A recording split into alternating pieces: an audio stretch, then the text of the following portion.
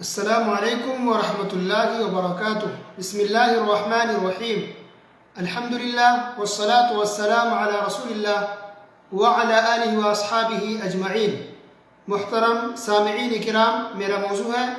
اذان کا بیان، پارٹ نمبر 14۔ مسجد نبوی کے مؤذن تھے بلال رضی اللہ تعالیٰ عنہ، اب سب جانتے ہیں اچھے سے اور کئی بار سن چکے ہیں۔ لیکن اسی وقت عہد نبوی میں جب رسول اللہ صلی اللہ علیہ وسلم باحیات تھے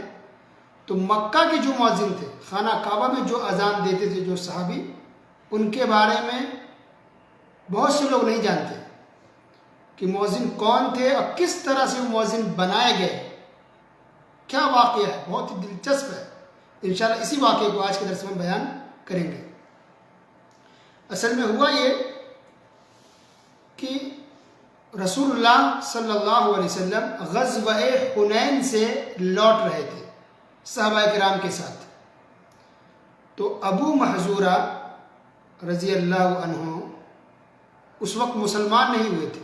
غیر مسلم تھے اس وقت، تو اپنے چند ساتھیوں کے ساتھ جن کی تعداد 10 تھی، خود انہوں نے بیان کیا کہ ہم لوگ 10 آدمی تھے، تو نکلے باہر، تو ہم لوگوں کو نبی صلی اللہ علیہ وسلم کی طرف سے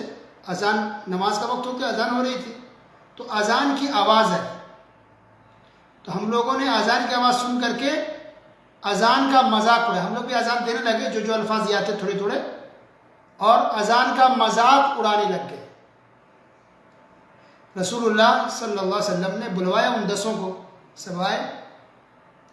اور سب کو کہا ایک ایک کر کے باری باری کہ تم اذان دو، کیونکہ آپ علیہ وسلم نے کہا کہ میں نے ایک آواز ایسی سنی ہے جو بہت ہی اچھی آواز ہے، بہت ہی خوبصورت آواز ہے، تو ایک ایک کر کے سب سناتے رہے اذان دے کر کے، یہاں تک کہ 9 لوگ ختم ہو گئے، 9 لوگ سنا چکے، اذان دے چکے، لیکن وہ آواز نہیں ملی جو رسول اللہ علیہ وسلم چاہتے تھے۔ جب آخر میں ان کی باری آئی، ابو محذورہ رضی اللہ عنہ کی، جب انہوں نے اذان دی آخر میں 10ویں نمبر پر، تو فوراً پہچان لیا، کہا کہ ہاں یہ آواز ہے، تو بہت آواز ان کی اچھی لگی تھی رسول اللہ صلی اللہ علیہ وسلم کو، تو 9 لوگوں کو واپس کر دیا، بھیج دیا، ان کو روک لیا، ابو محذورہ رضی اللہ تعالیٰ عنہ کو، کس نے؟ رسول اللہ صلی اللہ علیہ وسلم نے۔ تو ابو محذورہ رضی اللہ تعالیٰ عنہ ساری باتیں خود ہی بیان کر رہے ہیں کہ 9 لوگوں کو چھوڑ دیا، مجھے روک لیا، مجھے سامنے بیٹھایا آپ صلی اللہ علیہ وسلم نے، حالانکہ اس وقت پوری دنیا میں میرے دل کے اندر، میرے نزدیک سب سے اگر کوئی ناپسندیدہ کوئی شخص تھا، بیکار انسان، تو وہ نبی تھے اس وقت، کیونکہ وہ اس وقت مسلمان نہیں ہوئے تھے۔ سامنے بٹھا کر کے رسول صلی اللہ علیہ وسلم نے ان کی پیشانی پہ ہاتھ رکھا، سینے پہ ہاتھ رکھا اور ان کو دعا دی، اللہم بارک فیہ وہدہ الی الاسلام، اے اللہ اس کے اندر برکت نازل فرما اور اسے اسلام کی ہدایت دے، اس کو مسلمان بنا دے۔ تو یہ دعا فرمائی اور 3 مرتبہ برکت کی دعا کہ اللہ انہیں برکت دے، اللہ اس کے اندر برکت دے۔ یہ دعا کرتے ہی ابو محذورہ رضی اللہ عنہ کہتے ہیں کہ میرا دل بدل گیا، اب مجھے ایسا لگنے لگا کہ اب پورے روئے زمین پر سب سے محبوب انسان، سب سے اچھا انسان اگر کوئی ہے تو محمد صلی اللہ علیہ وسلم ہے۔ پھر آپ نے ان کو حکم دیا کہ جاؤ خانہ کعبہ میں جا کے اذان دو، تو انہوں نے کہا کہ میں کیسے اذان دوں، مجھے تو اذان یاد ہی نہیں ہے۔ تو آپ صلی اللہ علیہ وسلم نے ان کو اذان سکھائی، ایک ایک کلمہ، ایک ایک لفظ، ایک ایک شبد ان کو کہا، اور ابو محذورہ رضی اللہ عنہ نے اس کو ریپیٹ کیا، یاد کیا۔ اس کے بعد مکہ جا کر کے اذان دی، اور اس طرح سے وہ خانہ کعبہ کے باقاعدہ مؤذن بنا دیے گئے۔ علماء کرام نے لکھا کہ ان کی وفات مکہ میں ہی ہوئی، اور زندگی بھر جب سے مؤذن بنے، زندگی مرتے دم تک مکہ میں اذان دیتے رہے، اور ان کی وفات ہوئی ہے 59 ہجری میں، 59 ہجری میں۔ ان کی وفات کو ان کے بیٹا اذان دیتے رہے، ان کے بیٹا کے بعد ان کا پوتا اذان دیا، پوتا کے بعد پوتے کا بیٹا اذان دیا، اللہ اکبر۔ اب دیکھیے اس حدیث سے کیا پتہ چلتا ہے، واقعہ تو صحیح ہے، کس طرح سے مؤذن بنے۔ نمبر 1، کہ آواز کیا کیا پتہ چلتا ہے وہ دیکھتے ہیں ہم سے لیے کہ نمبر 1 کہ جس کی آواز اچھی ہو، خوبصورت آواز ہو، ایسے لوگوں کو مؤذن بنایا جائے تو اس میں کوئی حرج نہیں ہے، بلکہ اچھی بات ہے اور اس میں کسی کو برا نہیں ماننا چاہیے، کیونکہ چن کر کے باقاعدہ بولا گیا تو آواز اچھی ہونی چاہیے۔ اور بلال رضی اللہ تعالیٰ عنہ کو بھی اذان دینے میں جب کہا گیا تھا تو وہاں بھی ایک وجہ یہی تھی کہ چونکہ ان کی آواز اچھی ہے، تو ایک اچھی آواز والے انسان کو، ایک بہتر آواز والے انسان کو مؤذن بنایا جائے، اس کے لیے انٹرویو لیا جا سکتا ہے، یہ درست ہے اور یہ قدرتی چیز ہے، کسی کا کمال نہیں ہے انسان کا، وہ اللہ کی طرف سے۔ اگر کسی کا آواز بہت اچھی نہیں ہے تو بھی کوئی بھی مؤذن بن سکتے ہیں، مشکل نہیں، لیکن بہتر کی بات ہے کہ آواز اچھی ہو تو یہ بہتر بات ہے۔ نمبر 2 کہ مؤذن اور امام کو تحفہ، گفٹ، ہدیہ بھی دے سکتے ہیں، کیونکہ بعض روایت میں یہاں موجود ہے کہ نبی صلی اللہ علیہ وسلم نے ان کو جہاں دعا دی، ہدایت کی دعا کی اور اذان سکھائے، وہیں آپ وسلم نے ان کو چاندی کے سکے بھی دیے بطور تحفہ کے، ہدیہ کے۔ اس کو مطلب ہدیہ تحفہ دے سکتے ہیں، دینا چاہیے۔ نمبر 3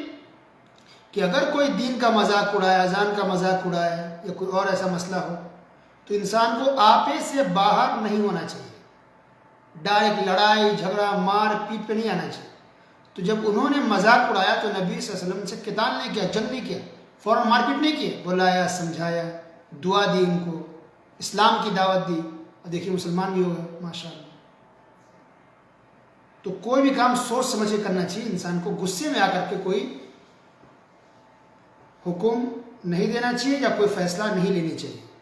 جیسا کہ آج کل ہوتا ہے کئی جگہوں پر یا کچھ جگہوں پر اسلام کی کسی چیز کا مذاق اڑایا جاتا ہے، تو جو بڑے لوگ ہیں یا جو بھی صحیح فیصلہ وہ لیا جائے،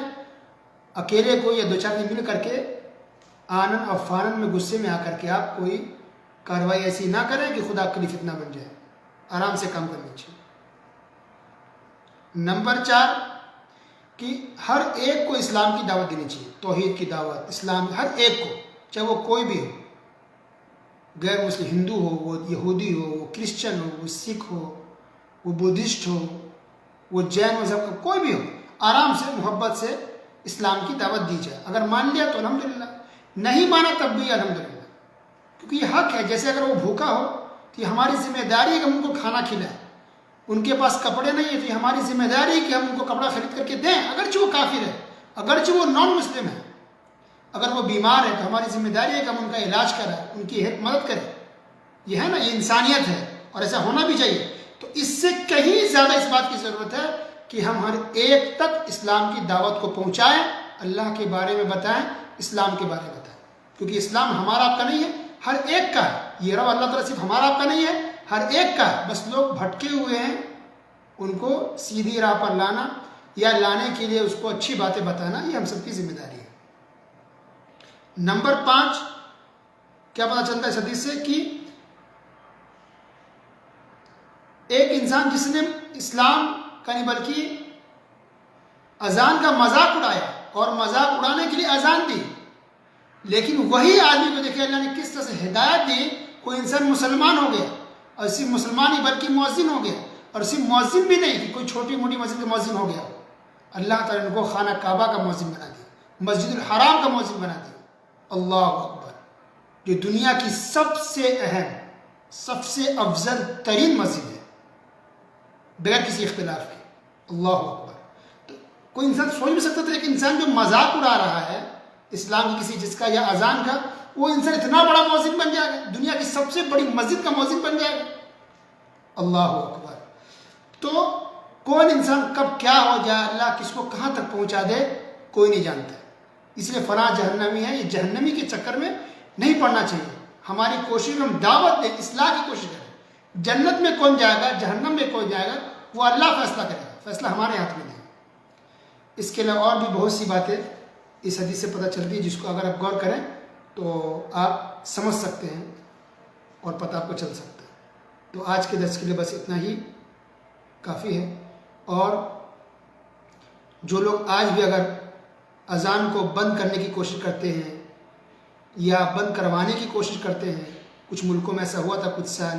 یا کچھ مہینے پہلے، کن لوگوں نے ایسا کیا کہ اذان بند ہونی چاہیے، اس کا بیان انشاءاللہ کل کے درس میں کریں گے۔ وصلی اللہ علی نبینا محمد